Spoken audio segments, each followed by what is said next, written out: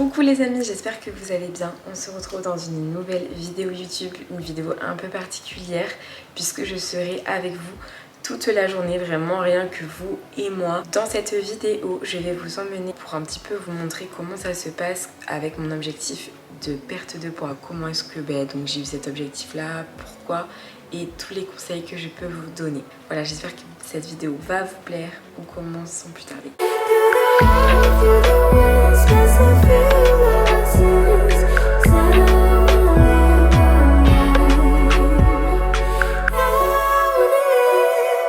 C'est parti pour mon petit check-up physique update.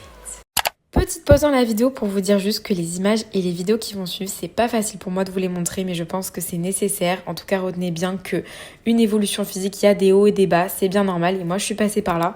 En tout cas, je vais tout vous expliquer ici, mais s'il vous plaît, soyez juste gentils et respectueux dans les commentaires. À gauche, début janvier 2021, 62 kg et à droite, début juillet 2021, 57 kg tout pile. Je suis plutôt contente de comment j'ai progressé sur 6 mois. Donc voilà, le confinement, surtout le deuxième, m'a fait prendre pas mal de poids. Mais voilà, je commence à vraiment bien sécher. Je n'ai pas encore atteint mon objectif, mais je ne relâche pas mes efforts. Maintenant ce petit physique update fait, je vous ai donné une boîte à questions sur Instagram et je vais répondre à toutes vos petites questions de manière ciblée dans cette vidéo.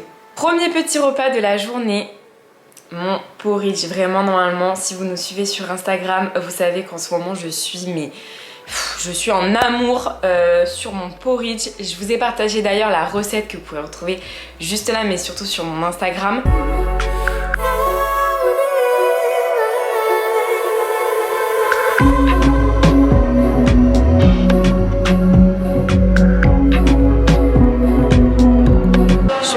Je vais faire les épaules, je vais vous filmer ça et ça va être une séance à peu près de 1h30 et ensuite j'ai 30 minutes de cardio, je vais vous montrer.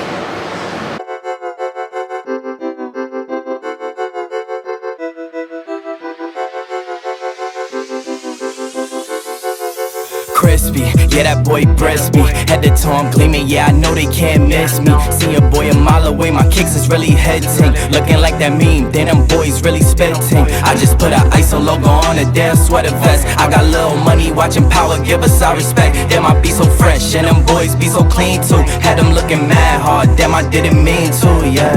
Fresh Air Force Ones, then them things crispy. 2-piece, got them all jelly, get a biscuit. Going hard in the paint, I'm feeling like no whiskey.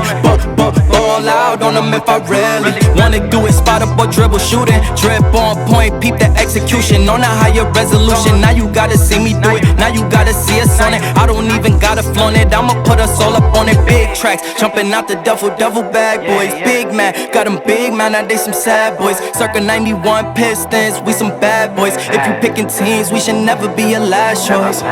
Cause we really run this. Yeah, we star-studded, you gotta up the budget. We too cold-blooded. Better make adjustments, I'm a walking bucket, I'm crispy. Yeah, that boy breast me. Head to toe, I'm gleaming, yeah, I know they can't miss me. See a boy a mile away, my kicks is really hitting. Looking like that meme, then them boys really spitting. I just put a ISO logo on a damn sweater vest. I got little money, watching power, give us our respect. Damn, I be so fresh, and them boys be so clean too. Had them looking mad hard, damn, I didn't mean to, yeah. Feeling crispy, yeah. RP Nipsey, RP Pimp C. Do this for the late greats. Tell these people make way. We been on the rampage, headed through our damn thing. Had to run the campaign, now we pour the champagne. ISO, that's the gang, yeah, we on the same thing. Bad little Asian team, so I call it Ling Ling. Gotta crown us twice, so they know that we them king kings. Yeah, I'm icy on the wrist, that's the bling bling. Et voilà les gars, je suis rentrée de la salle, il est à peu près 14h30. Donc comme vous avez vu, c'était une séance épaules. J'ai envie de frais, comme il fait chaud. Vraiment, je mange un petit peu tout le temps ça le midi. C'est vraiment des crudités, des choses fraîches. Je vais vous montrer ça.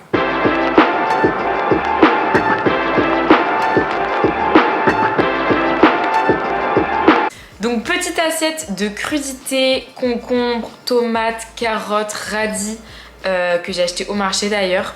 et une tranche de pain de seigle avec de l'avocat, du jambon et de l'œuf. Mais j'ai aussi mis un petit peu plus de quantité d'œuf et aussi de jambon que vous pouvez voir à côté.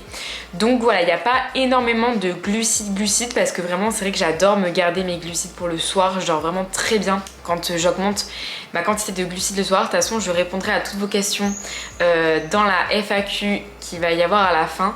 Mais non les filles, vous pouvez manger des glucides le soir sans problème. Tout dépend de la répartition que vous faites de vos quantités, de vos glucides dans la journée. Donc ce n'est pas un problème de manger des glucides le soir, bien au contraire.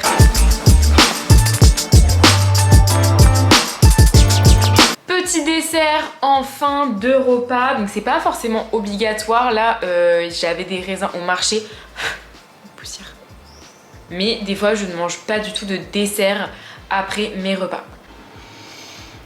Petit dîner, pommes de terre. Vraiment en ce moment les pommes de terre cuites au four sans matière grasse, rien. C'est vraiment un délice. Blanc de poulet et la petite poêlée de courgettes, champignons, oignons et un filet d'huile d'olive. Et voilà tout. Ok les amis, il est à peu près 23h. Dernier repas de la journée. Collation avant d'aller me coucher. Du skyr, des graines de chia et là ce soir j'ai mis des petites pommes. Alors après des fois ça dépend, je mets des fraises, des fois c'est des fruits rouges, ça dépend vraiment. Et un petit carré de chocolat 85%. Et des fois je peux varier, c'est-à-dire que je prends pas forcément un carré de chocolat et je mets directement du beurre de cacahuète, genre à peu près 5-6 grammes quoi, dans mon skyr. Et vraiment je vous recommande à 100% de tester le skyr avec du beurre de cacahuète dessus, c'est vraiment trop bon. Bon, on se retrouve pour la partie qui vous intéresse le plus. Je vais répondre un maximum à toutes les questions que vous m'avez posées sur Instagram. Ça me fait vraiment trop bizarre d'être devant la caméra toute seule, enfin vraiment de manière formelle avec mon trépied. Comme vous le savez, Laurie qui m'appelle. Allô? Tu veux dire un coucou aux abonnés? Normalement tu ne fais pas partie de cette vidéo. Bref, avant de répondre à toutes vos questions, je refais quand même un petit point sur pourquoi on en est là. Donc il se trouve que pendant le deuxième confinement, je me suis grave laissée aller. C'est-à-dire qu'il y a eu, en début d'année, j'étais en compétition, enfin je préparais ma compétition. Donc j'étais vraiment mais à un poids hyper bas, un stade de compétition. C'était pas vraiment un physique que j'allais tenir à l'année de toute manière. Il y a eu le confinement, je l'ai quand même pas mal géré comme il faut avec les hits que je faisais en live et tout ça pour le premier confinement. L'été, j'ai retrouvé mon mec après le confinement, tout ça. Bon, je me suis un petit peu, voilà, fait plaisir, mais en mode été tranquille. Et là, par contre, deuxième confinement, c'était la goutte d'eau quoi. Vraiment, je me suis grave laissée aller. Je mangeais comme je voulais, je faisais plus du tout de sport. Et c'était la première fois de ma vie depuis que j'ai commencé le sport et depuis qu'on a commencé à avoir ce mode de vie avec Laurie que je me laissais aller comme ça quoi. Je mangeais tout ce que je voulais mais sans limite quoi. Vraiment, ça pouvait être un mardi, un jeudi, un vendredi. J'étais là en mode aujourd'hui, no life. Et en fait après c'est un engrenage, genre plus tu manges mal, plus tu te dis mais tant pis, enfin je continue, je m'en carre les reins. Surtout qu'il y avait un côté malsain de vas-y on verra quand on va pouvoir reprendre le sport et tout. Mais il ne faut jamais se dire ça parce que vraiment quand tu décides de sortir de ta routine, et eh bien c'est vraiment hyper difficile de revenir. Vraiment c'est très compliqué. Vaut mieux la continuer quand même un petit peu que tout arrêter. Et là vraiment mais c'était très difficile. J'ai vraiment passé des soirs où je me disais mais qu'est-ce que je fais quoi. J'avais pris vraiment mais au moins 5 kilos, enfin sincèrement beaucoup de gras, c'était pas ma prise de masse comme j'avais faite où j'avais atteint 60 kilos mais c'était pas ma prise de masse, j'avais gagné beaucoup de muscles. Là vraiment non, c'était que du gras quoi. Et en fait il a fallu un déclic, genre vraiment c'est un petit peu con à dire hein, en mode début d'année ça y est on s'y remet, mais pendant le nouvel an il y a eu mes copines qui sont venues pendant une semaine chez moi. Là j'étais vraiment en mode encore une fois tant pis, on verra plus tard. Et dès qu'elles sont reparties, janvier, tout ça et tout, j'étais là en mode bon allez ça y est, enfin moi là c'est mort. J'aime pas en fait, j'aime pas ce mode de vie là, j'aime pas, même si ok je me fais plaisir, je mange comme je veux, au final c'est pas agréable, c'est même plus agréable en fait. Ça n'a plus aucune valeur entre guillemets de profiter de cet instant là. Parce que c'est devenu banal, c'est récurrent, c'est même plus un plaisir, j'ai mal au ventre, je me sens ballonnée. non, sincèrement, non. Aussi les gars, j'ai oublié de vous préciser que début janvier, j'ai reçu mon home gym, donc mon hack squat, une barre, des haltères. Donc vraiment ça aussi, ça a fait vraiment partie d'un élément déclencheur pour commencer à me remettre dans le droit chemin. En fait, à un moment donné, j'avais un déclic en moi. Même si je continuais un petit peu par contre à cheater, n'importe quoi et tout, j'avais eu un déclic. Je sais que là, ça y est, la machine est lancée. Ça devait pas être brutal, genre du jour au lendemain, j'arrête en fait. Je continuais un petit peu à craquer, mais je savais au fond de moi mentalement que là ça y est, il y avait un petit peu dans ma tête aussi, pas une deadline parce que je vous ai dit qu'il fallait pas se fixer de deadline. Quand je vais partir en Guadeloupe en mars, je veux me sentir déjà un petit peu mieux dans mon corps quoi. En tout cas pour moi et aussi pour vous, je ne conseille pas du tout de vous fixer des 6 kilos en 2 mois, nanana, tout ce que tu veux, non, on fait ça progressivement. Donc là voilà, ça va être juste remanger et re-s'entraîner normalement, retrouver ma routine que j'aime quoi. Voilà, janvier, le déclic s'est fait. Je mets le point là-dessus parce qu'en fait, il y a vraiment des moments où je me suis fait la remarque en mode là je cheat, mais je sais que je suis sur la bonne voie, vous voyez. C'est vraiment important parce que c'est psychologique aussi, vraiment c'est là-dedans que ça se passe quoi. Aujourd'hui, je fais 57 kilos tout pile et je veux encore descendre à 56 kilos. C'est vraiment un physique, je pense, qui est très très bien pour moi et je ne l'ai pas encore atteint. Bon, sans plus tarder, on va commencer avec les questions parce que cette vidéo va être très longue. Donc il y a eu énormément de questions, mais déjà là j'en ai répondu à pas mal je pense avec tout ce que je viens de dire. Fais-tu beaucoup d'abdos pour avoir un ventre aussi plat? C'est vraiment quelque chose qui est vraiment revenu souvent. Comment je fais pour avoir un ventre aussi plat? Vraiment, la sangle abdominale, les abdos les amis, c'est vraiment l'alimentation le plus important. C'est la base de tout. Donc comment je fais pour avoir un ventre aussi plat? Nous avons avec Laurie une morphologie qui nous permet d'avoir quand même un ventre plat. Donc même si on est à des stades où on va prendre du poids ou quoi, on a toujours eu un ventre assez plat parce qu'on a une morphologie où on va stocker sur le bas du corps. Mais vous allez quand même pouvoir vraiment très bien voir dans mon avant-après que j'avais quand même une sangle abdominale beaucoup plus épaisse quand j'ai pris du poids quoi, hein. Je prends quand même du ventre, hein. J'ai un ventre beaucoup moins marqué, mais en plus de ça je prends du gras, ma sangle abdominale, mes poignées d'amour, tout ça. Donc je prends quand même, malgré ma morphologie, du poids au niveau du ventre. Donc après, comment est-ce que je fais exactement? Je fais de la musculation, tout simplement, exercice polyarticulaire et l'alimentation. De toute manière, on vous a fait une vidéo dédiée taille fine que je vous mets juste ici, vous pourrez la retrouver sur tous nos conseils et tout ce qu'on a fait pour pouvoir avoir une taille fine. Et là, quand du coup j'ai réentamé cette perte de poids, et bien j'ai tout simplement suivi tous les conseils qu'on vous donne dans cette vidéo, c'est-à-dire faire de la musculation, faire des exercices polyarticulaires qui recrutent en fait les abdominaux pendant ma séance, et je fais du cardio et l'alimentation, très très important, manger sainement, manger des plats faits maison, cuisiner soi-même, pas des choses industrielles, voilà. C'est la base pour pouvoir avoir un ventre plat. Pour le cardio, plutôt vélo, marche ou HIIT? Eh bien écoute, moi je te dirais que pour le cardio, il faut trouver quelque chose qu'on kiffe quoi. Donc il n'y en a pas de bon, il n'y en a pas de magique, il n'y en a pas de mieux, de plus recommandé. Le cardio, il faut que tu trouves la machine ou le style de cardio que tu préfères. Donc moi par exemple ça va être les escaliers et je fais également du HIIT. Donc j'alterne, soit je fais des séances cardio où je vais faire que mes escaliers pendant 1 heure, ou alors je me fais une bonne session de HIIT au poids du corps. C'est quelque chose que je recommande énormément pour pouvoir un petit peu booster votre métabolisme. Mais également je fais du cardio à basse intensité, beaucoup plus long. Je pense que le mieux c'est de faire un peu les deux, d'alterner, et c'est ce que je peux vous recommander. Mais surtout au niveau de la machine, faites le cardio qui vous plaît. Avais-tu le métabolisme endommagé? As-tu fait une relance? Donc je n'ai jamais vraiment eu un métabolisme endommagé dans la mesure où j'ai toujours eu en fait un métabolisme assez bas quoi. Je pense que ça me l'a endommagé quand vraiment j'ai commencé le sport, avant que je commence le fitness, tout ça et tout, vraiment je mangeais mais j'étais en déficit pendant 2-3 ans. Si vous avez vu notre vidéo sur notre parcours physique et sportif avec Laurie, je l'avais expliqué dans une vidéo que moi je m'étais fait violence pendant au moins 2-3 ans avant de vraiment commencer la muscu où je mangeais que dalle. Donc ça m'a vraiment bousillé un petit peu mon métabolisme, mais après il s'est quand même régulé grâce à mon coach, grâce à la réintégration d'aliments, de glucides, de tout ça.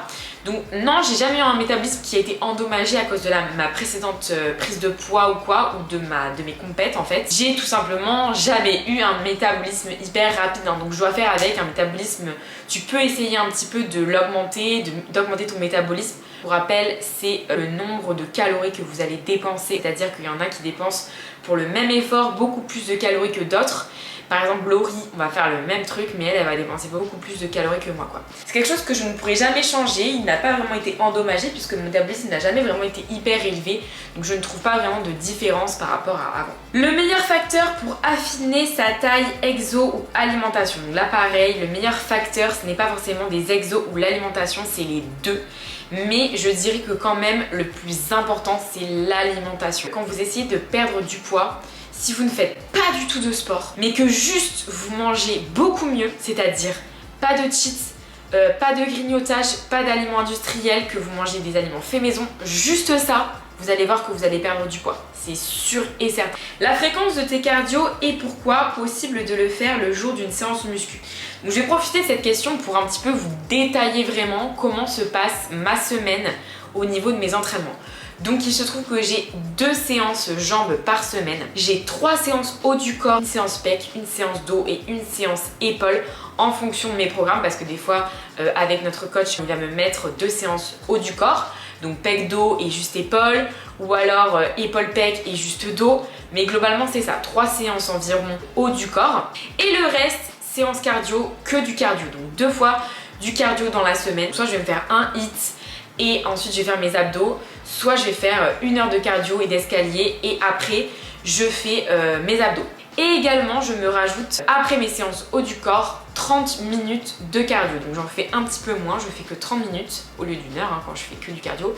Je fais 30 minutes de cardio après mes séances haut du corps, par contre pas du tout de cardio pour mes séances jambes. Donc oui, je fais quasiment du cardio tous les jours, il n'y a que 2 fois par semaine en fait où je ne fais pas de cardio.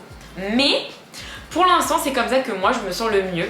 C'est vraiment comme ça que je compte atteindre mon objectif. Une fois que je l'aurai vraiment atteint, je pense que je continuerai à faire du cardio parce que déjà c'est quelque chose que j'aime énormément, faire du cardio, mais peut-être un peu moins. Donc voilà, pour répondre à ta question, possible de le faire le jour d'une séance de muscu, parfaitement. Comment maintenir sa motivation malgré les coups de mou? La motivation, c'est quelque chose qui va, qui vient, de très subtil, c'est-à-dire que la motivation, ça va dépendre de tellement de facteurs, du temps qu'il fait, de si tu t'es embrouillé avec ton mec, de comment tu te sens aujourd'hui, de si tu as tes règles. Donc moi ce que je te conseille c'est de ne pas forcément te reposer sur la motivation. Il faut que tu trouves une routine. La routine ça va permettre de prendre le relais quand tu n'as pas la motivation, c'est que c'est vraiment ta routine de vie, c'est ton quotidien de vie. Donc tu ne te poses même plus la question, c'est comme ça, tu fais ça et tu ne poses pas la question. Ce qui fait que bien sûr c'est bien de partir à la salle, tout d'un coup tu as grave de motivation, tu vas tout péter. Mais il y a des jours où c'est pas forcément le cas, c'est normal que tu n'aies pas tous les jours une motivation incroyable, c'est normal. Mais ce qui va faire la différence, c'est que c'est dans ton mode de vie. Ça va vous donner un cadre quoi. Moi c'est comme ça que je peux te conseiller de garder tous ces efforts que tu fais sur la durée, c'est d'avoir une routine. J'ai vraiment un cil qui me casse les pieds là. Regardez un petit peu ma coque, je la trouve trop jolie. En combien de temps as-tu des résultats quand tu as commencé ta perte de poids? Très bonne question. Donc à partir de janvier, comme je vous l'ai dit, je me suis mis en mode c'est bon allez, c'est parti, là on va entamer une perte de poids parce que ça va plus.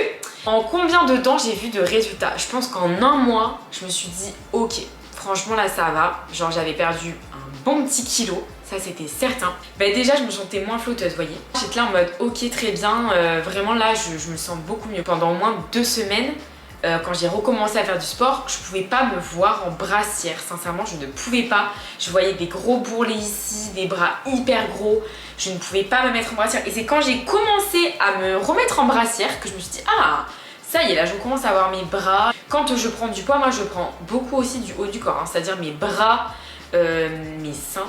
Ouais là j'avais du gras qui dépassait ma brassière, le dos, c'était aussi beaucoup de flotte.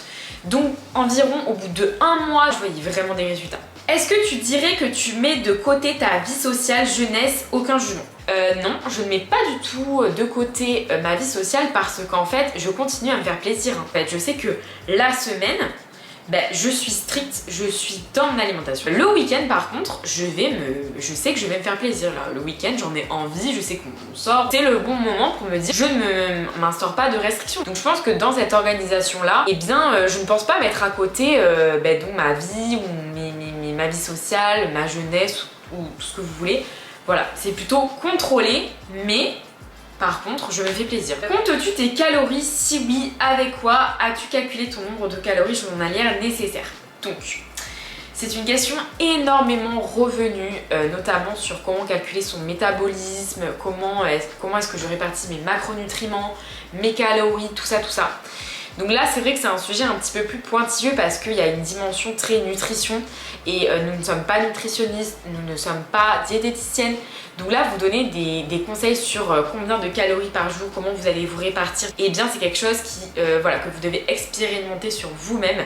Il y a vraiment un petit peu les conseils de base à avoir avec un petit peu cette formule de base que je vais vous afficher juste ici qui doit prendre en compte votre poids, votre taille, votre âge, votre activité. Il y a des formules un petit peu classiques bateau pour pouvoir un petit peu calculer vos calories journalières que vous devez consommer pour vivre. Et ensuite, vous les ajustez en fonction de vos objectifs. Mais le truc c'est que c'est quelque chose qui est propre à moi en fait. Je ne vous dirai pas vraiment mes macros, mes calories, tout ça, mais grosso modo, même si même moi je ne les respecte pas à la lettre, je suis pas à la calorie près, mais je suis à peu près environ en ce moment à 1500-1600 calories par jour. Et comme je ne suis pas dans un objectif de compétition, je n'ai plus à vraiment être stricte au niveau de combien de calories, combien de glucides, combien de lipides. Ça doit être approximatif, vous devez vous connaître. Mais oui, j'utilise une application qui s'appelle Yazio pour grosso modo à peu près calculer. Je connais à peu près mes calories journalières et je sais que voilà, il me faut à peu près tant de calories pour pouvoir me sentir bien, me sentir énergique et également pouvoir atteindre mes objectifs de perte de poids. C'est vraiment quelque chose que je vous recommande. Expérimentez par vous-même petit à petit parce qu'on est tous différents, on a tous un métabolisme propre, on a tous, on va dire, une manière de gérer son alimentation. Donc voilà, moi je vous conseille vraiment de vous éduquer sur ça et de vous faire confiance, d'avoir plus une alimentation un petit peu plus intuitive, ça vient petit à petit. Mais c'est vrai que par contre, de compter ses calories, de peser ses aliments, au tout début, c'est vraiment très bien pour pouvoir grosso modo avoir une idée. J'espère que j'aurai répondu à la question. Alors, vois-tu une différence à faire ton cardio à jeun? Donc non, je ne vois pas vraiment de différence à en faire à jeun ou pas à jeun. C'est peut-être plus au niveau de la digestion que c'est un petit peu plus agréable de faire son cardio à jeun. Franchement, pour moi, je trouve que c'est plus pratique. Mais c'est vous qui devez vraiment vous écouter. Au tout début, quand j'ai commencé à entamer mon processus de perte de poids, je faisais mon cardio et même tous mes entraînements à jeun. Parce que c'est vraiment comme ça que je me sentais bien. J'avais vraiment pas du tout envie de manger, j'avais envie de m'entraîner, faire mon cardio et faire mes entraînements, c'est comme ça que je me sentais le mieux. Je me sentais quand même très performante, j'avais pas du tout la tête qui tournait et après je prenais mon repas. Mais aujourd'hui, je ne fais plus du tout mes entraînements à jeun. Je vais faire par contre mon cardio à jeun, mais mes entraînements par contre muscu, jambes et tout, depuis à peu près 1 ou 2 semaines maintenant, j'ai commencé à me dire voilà, je réintègre mon petit déjeuner mais plutôt avant mes entraînements quoi, comme avant. Tu ne te lasses jamais de ton programme sportif. Là le soleil est en train de tourner. Bébé, mon amour. Non, je ne me lasse jamais de mes entraînements. Pourquoi donc? Parce que avec Alex, donc avec les programmes personnalisés, comment ça se passe? C'est que vous avez un programme dans le mois et en fait le programme est constitué sur 5 semaines et donc il y a les 2 premières semaines qui sont similaires. Les 2 autres sont similaires et la dernière semaine, elle est différente. Sur 2 semaines, je vais faire les mêmes entraînements et après ça change. Je change tous les mois de programme. Donc vraiment, je ne me lasse jamais mes entraînements. C'est tout le temps différent. Des fois, on va faire des super sets, des fois des drop sets, des fois, on nous fait des challenges incroyables qui nous sortent totalement de notre zone de confort. Donc vraiment, non, je ne me lasse jamais de mes entraînements, de mes programmes. As-tu atteint ton objectif? Que vas-tu faire ensuite? Donc comme je disais en début de cette FAQ, non, je n'ai pas encore atteint mon objectif. Je vous montre une petite vidéo juste ici d'un petit peu le physique où je me sentais très bien, très performante. Et ça, c'est un physique que j'ai eu pendant le premier confinement quand je faisais beaucoup de hits. Donc je n'avais que ça à faire, mais surtout que j'étais un petit peu dans une phase de reprise de poids après ma compétition. Donc après ma préparation, après ma préparation, j'ai recommencé à prendre un peu de poids, donc j'étais à peu près à 55-56. Mais aujourd'hui, je voudrais pas redescendre à 55, mais plus à 56. Je me sentais très bien, donc c'est un petit peu mon objectif. Que vais-je faire ensuite? Déjà le maintenir, trouver une stabilité et pourquoi pas repartir sur une prise de masse très légère. Comment gérer les fringales? Comment gères-tu les fringales? Donc, il faut savoir que quand j'avais des fringales, je ne les gérais pas. Tout simplement. Donc, c'était pendant le 2e confinement, comme je vous l'ai dit. Je n'ai plus de fringales parce que je mange à ma faim. Ok, je mange en étant en déficit, mais les assiettes sont quand même grosses quoi. Beaucoup de légumes, je mange une collation avant d'aller me coucher. Mon petit déjeuner il est quand même bien. Donc je n'ai pas de fringales en fait, tout simplement. Je n'ai pas de fringales et si j'en ai, eh bien je vais me diriger vers des aliments beaucoup plus intéressants quoi. Des oléagineux, des protéines, où vous faites du skyr ou une petite omelette si vous voulez manger sucré. Vous devez essayer de vous diriger vers des aliments beaucoup plus sains plutôt que des biscuits, des gâteaux, des cochonneries quoi, tout simplement. Et surtout, n'ayez pas ça dans votre frigo pour ne pas être tenté d'en manger. Quelle partie de ton corps te dérange le plus? Donc, est-ce qu'on parle en termes de zone à travailler musculairement ou même physiquement rien à voir avec la muscu? Parce que là j'en ai deux. La partie du corps qui me dérange quand même pas mal, c'est mes chevilles. Nous, si vous avez suivi déjà des vidéos avec Laurie sur Diffé sur nous, on vous parle qu'on a des chevilles assez enflées, assez grosses. Et ça c'est quelque chose qu'un jour j'aimerais vraiment peut-être corriger avec la chirurgie esthétique. Mais la partie du corps qui me dérange le plus, c'est mes jambes, tout simplement. Mes jambes, c'est quelque chose où je stocke énormément. J'ai quand même pas mal de gras. C'est quand même une partie du corps que je n'apprécie pas énormément, même si je l'apprécie aussi parce que ça fait ce que je suis. C'est quand même, j'ai quand même des formes, j'ai quand même du fessier, des cuisses.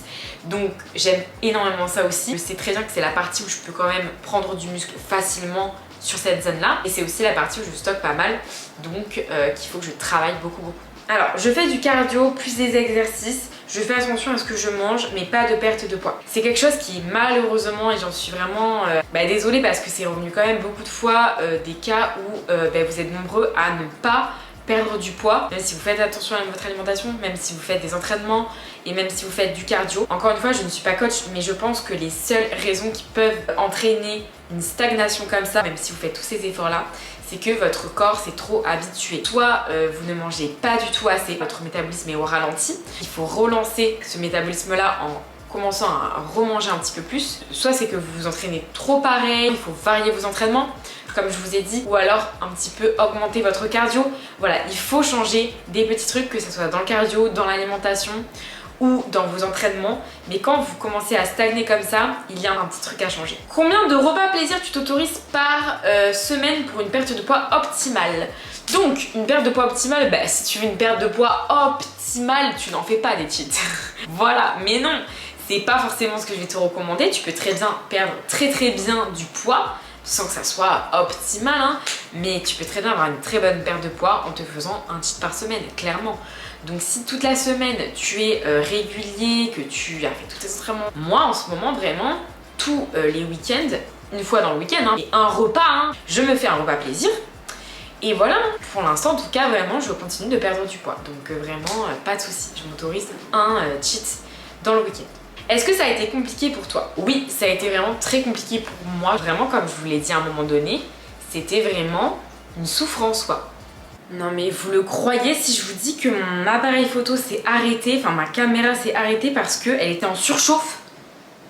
À quelle heure? C'est reparti, je sais plus où est-ce que j'en étais. Est-ce que ça a été compliqué pour moi? Oui, parce que cette année 2020, c'était le jour et la nuit au niveau de mon physique et de mon mode de vie.